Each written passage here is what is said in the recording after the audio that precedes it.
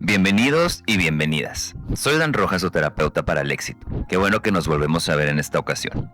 Me gusta mucho que estés aquí, porque cuando alguien se da su tiempo para cultivarse, cuando alguien sigue escuchando y aprendiendo, significa que está cuidando y construyendo una vida para disfrutarla. Y aunque no lo notes aún de una manera espectacular, los cambios empiezan pequeños, silenciosos, pero empiezan. Hoy vamos a hablar de algo que he visto muchas veces en consulta y también en mi propia vida. Vamos a hablar del abandono, cuando intentamos llenar el vacío existencial. En el audio pasado empezamos a hablar de algo muy importante, las emociones, que pueden estar relacionadas con el sobrepeso. Hablamos de protección, de inseguridad, de reserva y sobre todo empezamos a hacer algo que quiero que sigamos haciendo durante todo este proceso, dejar de ver al cuerpo como nuestro enemigo. Porque si algo quiero que empieces a cambiar después de estos días es justamente eso, dejar de preguntarte todo el tiempo qué está mal conmigo y empezar a preguntarnos qué pasó en mi historia, qué estaba viviendo cuando esto comenzó, qué estaba sintiendo, qué necesitaba, qué no tenía. Porque hoy quiero hablarte de otra de las historias emocionales que más encuentro muchísimo detrás del sobrepeso y tiene que ver con el abandono. Pero quiero que tengan cuidado el día de hoy con esta palabra, porque cuando escuchamos abandono, inmediatamente pensamos en alguien que se fue. Papá se fue, mamá se fue, alguien se murió, me dejaron. Y sí, por supuesto que eso puede ser abandono, pero el abandono emocional puede ser muchísimo más complejo, porque alguien puede estar físicamente contigo y emocionalmente no estar. Puedes haber crecido con mamá y papá en la misma casa y aún así sentirte profundamente solo. Puedes haber tenido una familia completa y sentirte emocionalmente que algo siempre faltó. Por eso hoy no quiero que te preguntes únicamente quién me abandonó. Quiero que vayamos un poco más profundo. Quiero que te preguntes, ¿qué me faltó emocionalmente cuando más lo necesitaba? Porque ahí la historia cambia. Cuando somos niños necesitamos figuras de protección. Necesitamos personas que nos hagan sentir que el mundo es un lugar más o menos seguro. Necesitamos sentir que si algo pasa, alguien está para protegernos, cuidarnos, apoyarnos. Que si tengo miedo, puedo correr hacia alguien. Que si estoy triste, alguien me puede contener. Que si algo me duele, alguien me va a escuchar. Que si no sé qué hacer con lo que estoy sintiendo, existe alguien que me puede ayudar a atravesarlo, acompañarme. Y normalmente esas figuras son nuestros padres, nuestros abuelos o las personas que estuvieron encargadas de nuestro cuidado de pequeños. No solamente necesitábamos que nos dieran de comer, necesitábamos presencia, contacto, afecto, necesitamos sentirnos vistos, necesitamos sentir que somos importantes para alguien. Y cuando eso falta, puede quedar una sensación muy particular, una sensación de inseguridad difícil de explicar porque muchas veces ni siquiera tenemos palabras, simplemente sentimos que nos falta algo y podemos crecer con esa sensación. Algo falta, tengo cosas, pero algo me falta, tengo pareja, pero no me siento completo o pleno, tengo trabajo, pero vivo con inseguridad, tengo amigos, pero siento un vacío en mi pecho, tengo una familia, pero algo sigue faltando. Y eso quiero llamarle hoy vacío. No necesariamente porque nuestra vida esté vacía, pero vamos a decir que esos son vacíos de amor, de seguridad, de atención. Porque existe una necesidad emocional que en algún momento no pudo ser atendida como la necesitábamos. Y quiero aclararte algo. Esto no es para culpar a nuestros padres. Ese no es el objetivo de este proceso. Probablemente ellos hicieron lo que pudieron con lo que tenían. Quizá ellos tampoco recibieron afecto. Quizá tampoco aprendieron a expresar sus emociones o quizá había cosas que tenían mayor prioridad como trabajar, porque si no, ¿cómo íbamos a sobrevivir? Quizá ellos estaban sobreviviendo, quizá tenían que trabajar todo el día, quizá estaban atravesando sus propios problemas. Podemos comprender todo eso, pero comprender a nuestros padres no significa negar nuestra experiencia. Y eso es algo muy complejo que veo muchísimo aquí en la terapia. Yo puedo decir, yo entiendo que mi mamá se la pasaba trabajando como adulto, desde mi mente de adulto. Como niño, eso no lo puedo entender. El niño no tiene las herramientas que tenemos ahora nosotros, y el niño que se siente abandonado o no priorizado o no atendido, lo que siente es: algo está mal conmigo. Quizá no soy lo suficientemente valioso, o de seguro no soy lo suficientemente importante para los demás para que se queden conmigo. Lo puedo entender, ¿me explico? O sea, puedo entender con mi mente de adulto que mi mamá tenía que trabajar y reconocer que yo la extrañaba. Puedo entender que mi papá no sabía expresar el afecto y reconocer que a mí me hizo falta. Puedo entender que mis abuelos hicieron todo lo que pudieron y aún así aceptar que hubo necesidades emocionales que no fueron cubiertas. No necesitamos encontrar culpables, necesitamos entender nuestra historia, porque muchas veces seguimos intentando resolver en nuestra vida adulta necesidades que nacieron muchísimo tiempo atrás. Y aquí quiero que pienses en algo. ¿Qué hace un niño cuando siente una emoción que todavía no sabe regular? No dice: estoy experimentando un vacío afectivo derivado a la ausencia emocional de mi figura de protección. Ay no, qué flojera. O sea, los niños no piensan eso. Claro que no. El niño solamente siente miedo, tristeza, soledad, enojo, frustración, ansiedad, y necesita que alguien le ayude a hacer algo con eso. Necesitamos aprender a regular nuestras emociones, pero lamentablemente la mayoría de las personas con las que trabajo, ni siquiera nuestros papás aprendieron a regular sus emociones, estaban totalmente sobreviviendo. Entonces, aprendemos esa regulación a través de nuestras figuras de protección que no la tenían. Me explico. Primero alguien nos calma y después poco a poco nosotros aprendemos a calmarnos. Pero ¿qué sucede cuando esas figuras no están o no están preparadas para enseñárnoslo? ¿Qué sucede cuando emocionalmente una persona está ausente? ¿Qué sucede cuando un niño aprende que cuando siente algo difícil tiene que atravesarlo solo? Muchas veces empezamos a buscar recursos, algo que nos calme, algo que nos distraiga, algo que nos dé placer, algo que nos haga sentir bien, aunque sea por un momento. Y aquí empieza a aparecer una conexión que vamos a desarrollar mucho más en la segunda parte del proceso que estamos viviendo, que es la comida. Porque la comida tiene algo muy particular. Está disponible, genera placer, nos distrae, nos da una sensación de satisfacción y está asociada con momentos de convivencia, de amor, de cuidado, de afecto.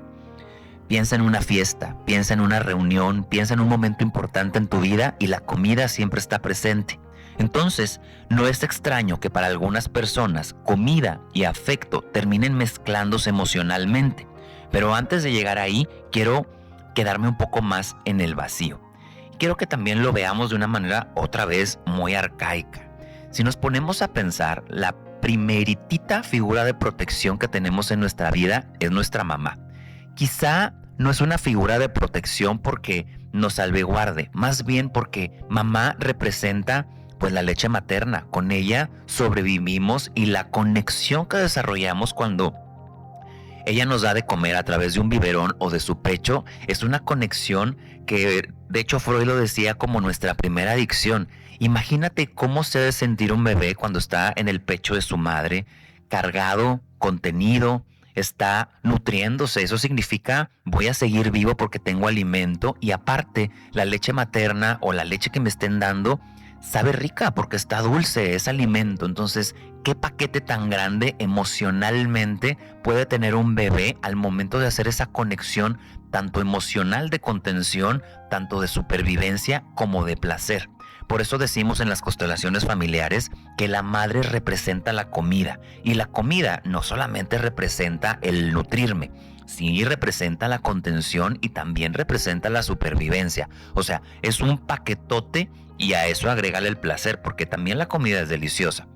Entonces, tenemos que ver esto, que muchas veces cuando nosotros como niños no hemos conseguido ser satisfechos en estos vacíos de hambre, de carencia, de tristeza, de alguna manera la comida ahí entra al quite.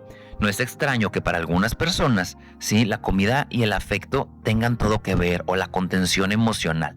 Entonces, vamos aquí a descifrar un poquito más lo que quiero que entiendan ustedes como vacío.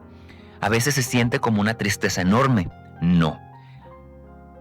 Porque a veces pensamos que el vacío A veces se siente como una tristeza enorme y no siempre. A veces se siente como aburrimiento, a veces se siente como ansiedad, a veces se siente como esa sensación de llegar a tu casa y no saber qué hacer, porque no sabes qué hacer, porque no sabes descansar. A veces como necesitar tener siempre ruido, la televisión prendida, el celular, las redes sociales, el trabajo, la gente, los planes, la comida, lo que sea, con tal de no quedarte demasiado tiempo contigo y conectar contigo. Porque cuando todo se queda en silencio, aparece esa sensación de algo me falta, me siento intranquilo, inseguro. Entonces buscamos llenarla. Y algunas personas las llenan trabajando, otras comprando, otras entrando y saliendo de relaciones, haciendo ejercicio, con adicciones. O sea, hay una gama infinita. Pero en este curso estamos hablando pues de sobrepeso y de tu relación con la comida. Entonces, aquí quiero que tengamos muchísimo cuidado porque no quiero que después de escuchar esto pienses, entonces, ¿cómo porque me abandonaron? No, sería demasiado simple. Lo que quiero que empieces a observar es si en tu historia la comida terminó convirtiéndose en una herramienta para manejar emociones que no sabías cómo manejar de otra manera. Porque hay una diferencia enorme entre comer por hambre y comer buscando sentir algo. Hay momentos en los que no tenemos hambre física, pero queremos comer. Y si alguna vez te ha pasado, probablemente sabes perfectamente de lo que estoy hablando. Acabas de comer, sabes que físicamente estás satisfecho, pero quieres algo dulcecito, algo salado, algo crujiente, algo chilosito, picosito. Nada más un poquito. Y muchas veces pensamos que el problema es que no tenemos fuerza de voluntad, pero quizás valdría la pena hacernos otra pregunta. ¿Qué estoy buscando sentir en ese momento? Porque quizá el hambre no está en el estómago, quizá está en otro lugar. Quizá tienes hambre de compañía, de afecto, de descanso, de sentirte visto, de sentir que alguien te cuida, de sentirte importante para alguien, de atención, de contacto, de seguridad.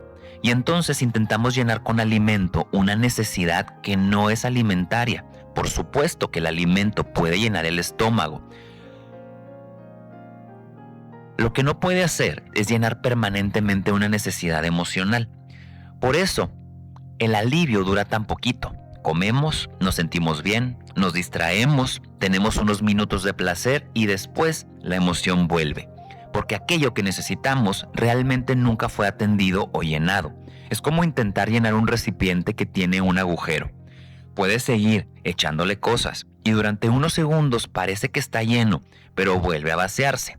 Entonces pensamos, necesito más comida, atención, trabajo, compras, personas, distracciones, cuando quizá el problema nunca fue que estábamos metiendo dentro. El problema era que nunca habíamos detenido a ver qué era ese vacío. Y aquí quiero que hagamos una pausa, porque no quiero que veas ese vacío como algo malo. El vacío también nos habla, nos dice que existe una necesidad, nos dice que algo dentro de nosotros necesita ser visto, necesita ser escuchado, necesita ser atendido. Y quizá durante muchos años la comida hizo ese trabajo por ti. Quizá estuvo ahí cuando te sentías solo. Quizá cuando no sentías el amor de mamá, la comida te hacía sentir ese placer y esa satisfacción que no sentías. Quizá la comida estaba cuando te sentías triste y te acompañaba la comida. Quizá estuvo ahí cuando nadie más estaba. Y sí, fue así. Y no vamos a empezar peleándonos con la comida, porque nuevamente estaríamos cometiendo el mismo error del que hablamos el primer día. Atacar la solución sin comprender el problema. Quiero que entiendas primero qué vacío estabas intentando llenar, qué emoción estás intentando calmar o qué necesidad estás intentando sustituir con la comida. Porque quizá el problema nunca fue que comieras demasiado. Quizá durante mucho tiempo la comida fue una de las pocas herramientas que tuviste para sentirte un poquito mejor. Nadie nos enseña conscientemente a comernos nuestras emociones. Lo aprendimos de una forma muchísimo más inocente. Lo aprendimos de las mismas personas que nos querían y querían protegernos, de mamá, de papá, de los abuelos, de nuestras figuras de cuidado. Entonces vamos a descubrirlos. En la parte anterior, hablamos de la ausencia, del afecto, de las figuras de protección que quizás tuvieron físicamente, pero emocionalmente no pudieron estar con nosotros. Y terminamos con una idea importante. Quizá durante mucho tiempo la comida fue una de las herramientas que encontraste para sentirte un poquito mejor. Ahora quiero que entendamos cómo aprendimos a hacer eso, porque nadie nació diciendo estoy triste, necesito un chocolate. No lo creo. Eso se aprende, y muchas veces se aprende de una manera completamente inocente. ¿Qué pasaba cuando llorabas? ¿Qué pasaba cuando te sentías frustrado? ¿Qué pasaba cuando habías tenido un mal día? Porque muchas figuras de protección utilizaron la comida como una forma de cuidarnos. Y no porque quisieran hacernos daño, todo lo contrario. Lo hacían porque no querían que lloráramos.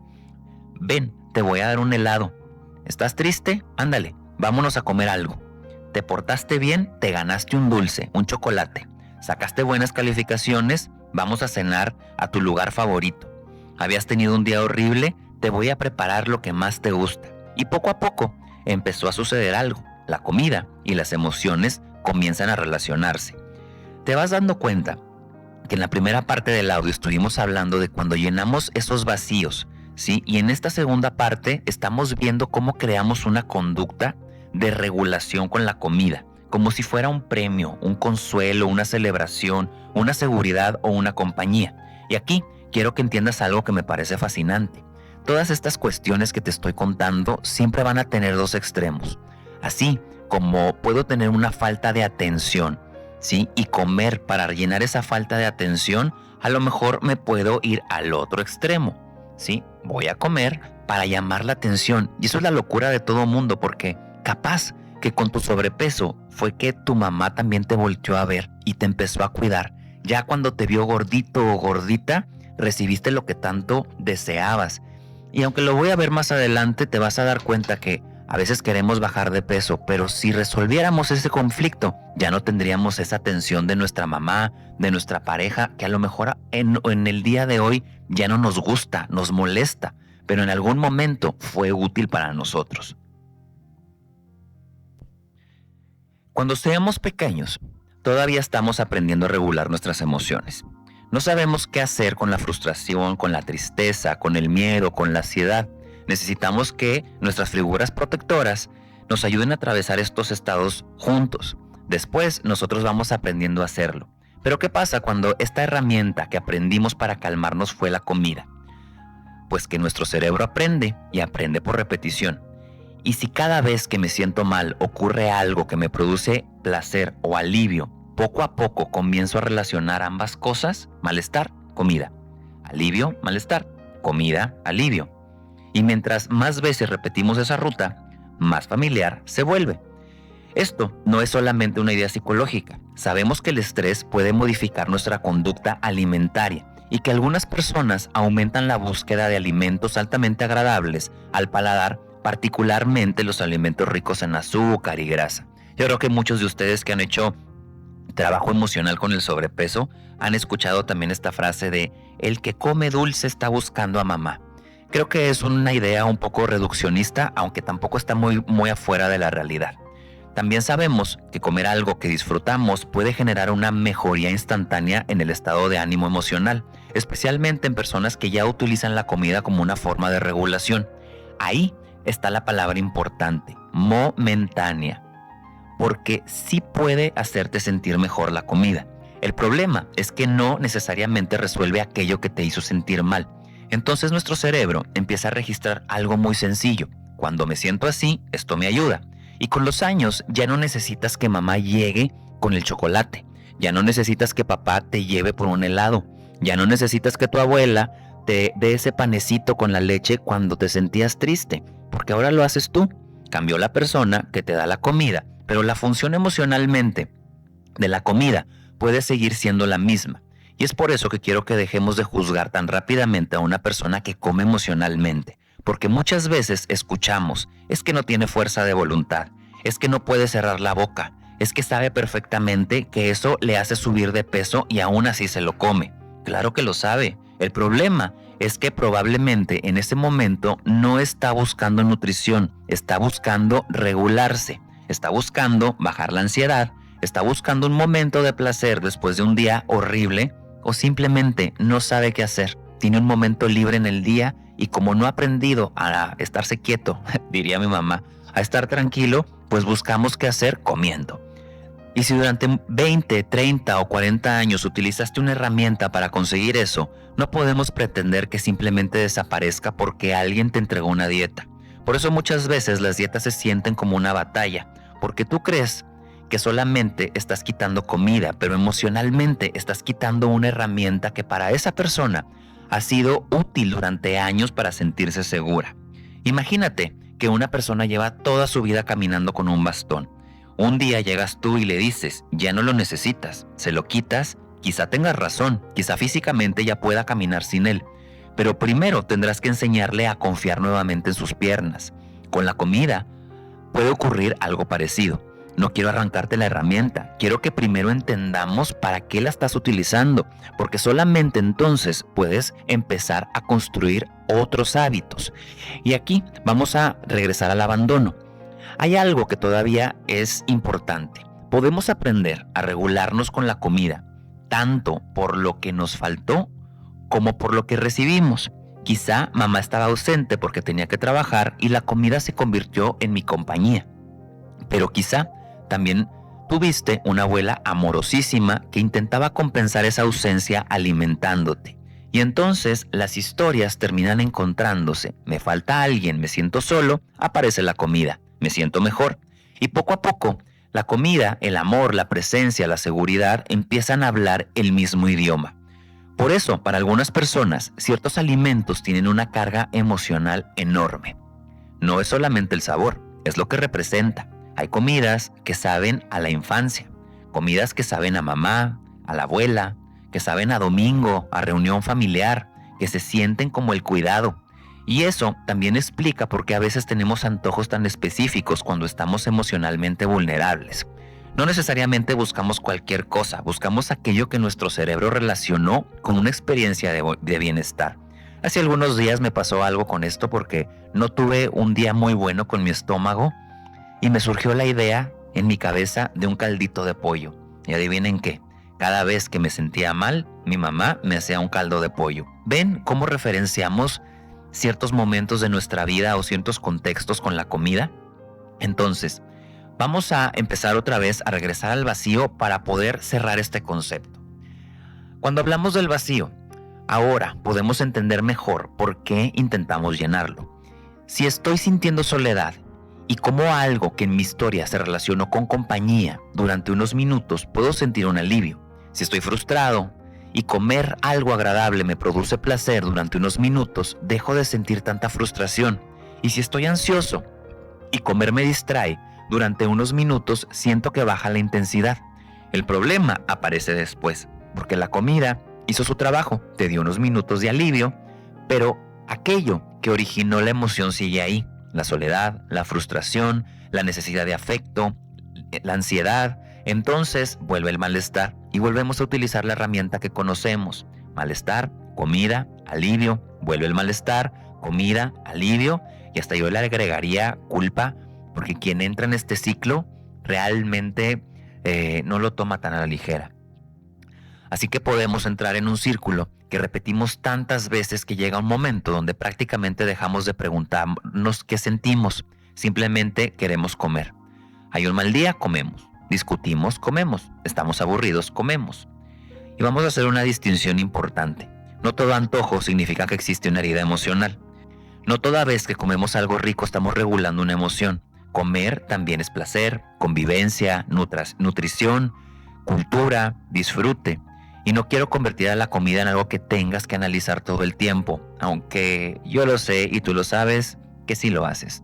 Lo que quiero es que empieces a reconocer cuando estás comiendo porque quieres disfrutar algo y cuando estás utilizando la comida para no sentir algo. Ahí está la gran diferencia, porque nuestro objetivo tampoco es quitarle el placer a la comida. Nuestro objetivo es que la comida deje de tener responsabilidad de resolver todas nuestras emociones.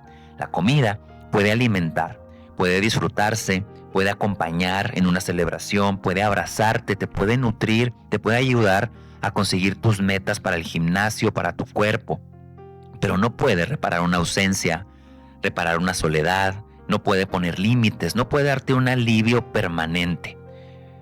Pero no puede tampoco sanar aquello que está pidiendo ser atendido. Y por eso hoy quiero proponerte algo completamente diferente a una dieta. la próxima vez que aparezca ese impulso de comer y tú sepas que físicamente probablemente no tengas hambre y no quiero que luches, no quiero que digas no puedo comer esto, no quiero que te castigues, no quiero que intentes demostrar fuerza de voluntad. Si decides comerlo, cómetelo, pero hazte una pausa pequeña, unos segundos y pregúntate, si esto no fuera hambre de comida, ¿de qué tengo hambre? Y escucha lo primero que aparezca, ¿sí? De descanso, de que alguien me abrace, de que alguien me escuche, de que alguien me dé atención, de sentirme amado, querido, de divertirme, de descansar, de quitarme lo aburrido. Quizás simplemente tuve un día de mierda y necesito sentir algo agradable. No tienes que resolverlo en ese momento. Lo que quiero es que lo vayas identificando día con día. Quiero que lo observes. El ejercicio es darte cuenta por qué hasta ahora quizás solamente escuchabas quiero comer. Y a partir de hoy quiero que empecemos a escuchar qué hay debajo de ese quiero comer. No prohibirte nada. Lo que quiero es que te conozcas. Porque cuando empezamos a identificar qué necesitamos realmente, poco a poco podemos empezar a ampliar nuestras herramientas. Si necesito descanso, quizá puedo descansar. Si necesito compañía, quizá puedo buscarla. Si necesito entenderme mejor, quizá puedo buscar terapia para poder profundizar en todo esto. Y sí, quizá algunas veces también decida comer, pero ahora hay una diferencia. Ya sé qué estoy intentando hacer con la comida, y eso es conciencia. No quiero que salgas de este audio pensando que la comida es mala. Al contrario. Si durante muchos años la comida te ayudó a sobrevivir emocionalmente a momentos difíciles, podemos reconocer que fue una herramienta. Quizá no era la única. Quizá hoy ya no es la que más me conviene, pero hizo una función. Y nuevamente volvemos a lo que estamos aprendiendo durante todo el proceso. No necesitamos pelear contra aquello que un día nos ayudó a sobrevivir. Necesitamos comprenderlo porque quizá ahora ya no es necesario. Y quizá hoy por primera vez, en lugar de volver a llenarnos con comida emocionalmente, podamos empezar a escucharnos. Quédate con eso el día de hoy. Si este contenido te gustó, también puedes encontrar más contenido como este, mis cursos, sesiones y podcasts en todas mis redes sociales como El Observador Sistémico o en mis personales como Dan Rojo Rojas. Si este contenido te dejó algo valioso hoy, hay mucho más que puedes compartirlo con alguien más que sientas que también podría necesitarlo. Gracias por darte este espacio para escuchar y reflexionar. Y recuerda que lo más importante de la vida es aprovecharla y vivirla. No te tomes todo tan en serio. Disfruta mientras vamos construyendo la vida de tus sueños, porque ya sabes que la vida es un chiste y la terapia también. Nos vemos en el próximo encuentro. Hasta la próxima.